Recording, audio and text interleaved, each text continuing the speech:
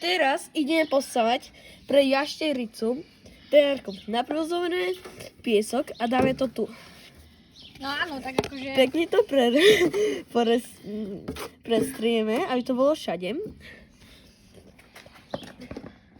Tak, teraz vezmeme kôru, aby tá jašterica mala väčší priestor.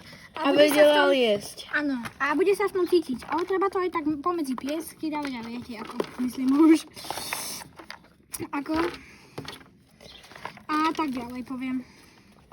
Tak, vidíte? Presne takto poviem, ukážeme vám to takto presne. Krásne, vidíte to.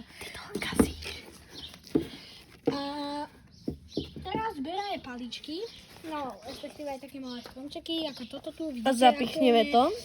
A zapichneme to. Najlepšie je tam, kde sú tie kôrky, alebo proste aj tam, kde písok, hoci kde proste, ale tak, aby to paslo. Hej, a hlavne najlepšie to pasne v rohoch, takže teraz tam dáme takýto kameň, vidíte už.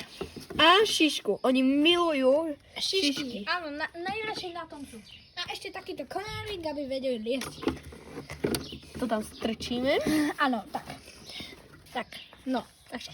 Vítajte, toto je paradís pre naše krásne... Pre peknú jašterku. Áno. Teraz ju tam ideme dať a že či sa jej to páči. Totálne. Ukáž. Totálne sa jej to páči. Wow. Tak čaute a dajte like a subscribe.